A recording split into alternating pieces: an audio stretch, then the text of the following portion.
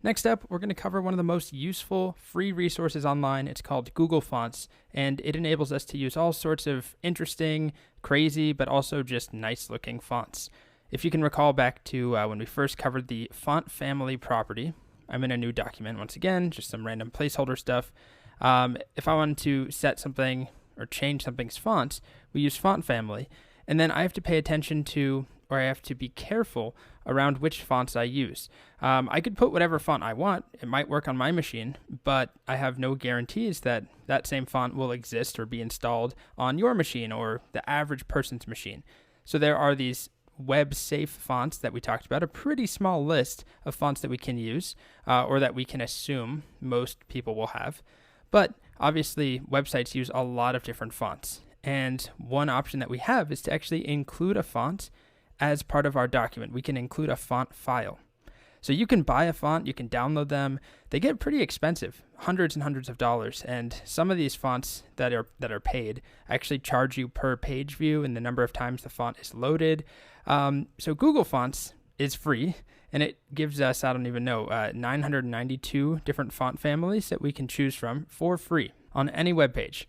So it's just fonts.google.com. You can read more about it if you go to About. And then what we can do is search. There's all different fonts in here. You can look at trending fonts or just the most popular fonts.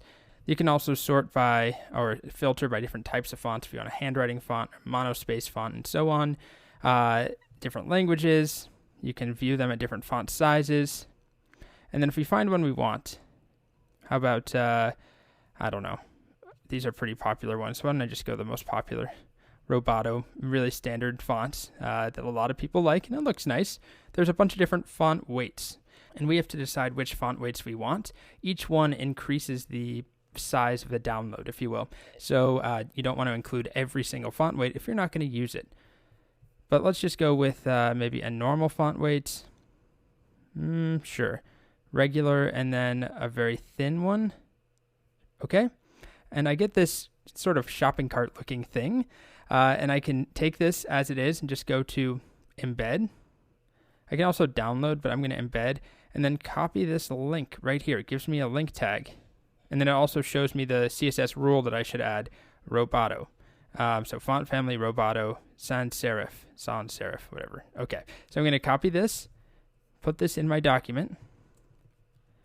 That won't do anything for me right away, right? I mean, I have the font, I have access to it, but I'm not actually adding it or assigning it to anything. So let's do my H1s, or should I just do everything? Maybe just the whole body. I'll do font family, Roboto. You don't actually need those quotes. And then sans serif as my backup, just the generic family. Let's refresh. And there we go. Immediate improvement. So it's already changed, right? We see everything now is using Roboto. Why don't we also just give the body, should I do the body, or maybe I'll add a main element. I want to center things a bit. Just like that. I'll select the main, give it a width of maybe 80% and a margin auto on the left and right, as we've seen before. Maybe even a bit more, or a bit less, maybe 60%. Okay. And then what I want to do is make my H1 use the light font weight. So font, whoops, that's not H1, are you? Let's do H1, font weight 100. I think I included 100, and I did. Now, I did not include a bold font weight. If you see here, right, I just did 100 and 400. So if I try and do, 700, it's just going to go for the nearest one, which is 400. Okay, so let's also include another font. And you can do whatever you want, but Google Fonts actually has a pairing section where it shows fonts that it's commonly paired with. So here we have Roboto used as a header, or the heading font, and then our body font is Open Sans.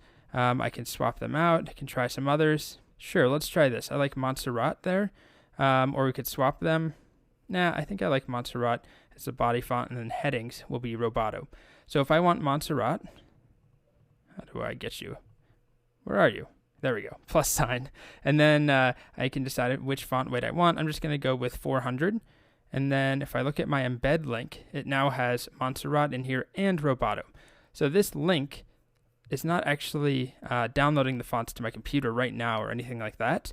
It's simply telling the browser, go and get the stuff at this URL when you load this page. So it goes and fetches those fonts, Montserrat, Roboto, the different font weights that I specified, and then I can use them. So I'm going to give everything the font family of Montserrat. Is that Montserrat? Yes, okay. Like that.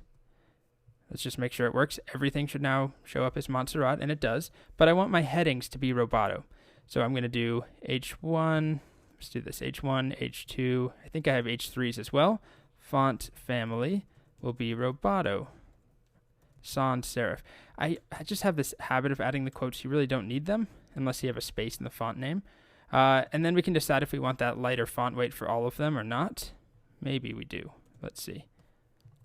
Sure, maybe that's fine. And then what I might do is make the font size of my H1 larger.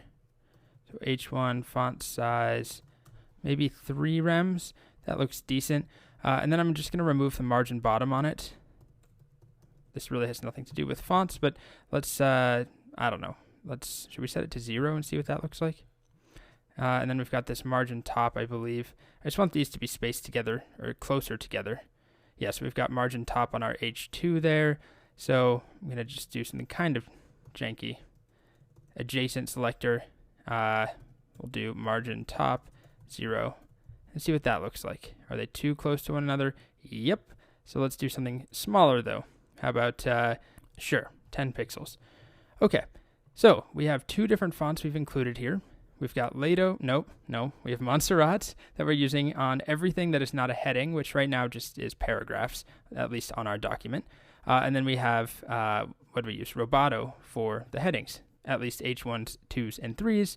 And we don't have to pay for any of this. It's free. It's super useful, and it's used all over the place. There are so many great fonts that you can use, ranging from very nice, trendy ones, like the ones we've been using, up to some very fun ones. Like, I think there's like a dripping and blood font. If you're making a vampire social network, we've got sort of sci-fi looking fonts, cursive handwriting fonts, lots of stuff on here. But I generally use it for, oh yeah, that's a fun one, monotone. Anyway, I use them just so that we can have nice looking fonts without having to worry about users having certain fonts or not having them installed. Everybody gets the font for free when they load this web page. So that's Google Fonts.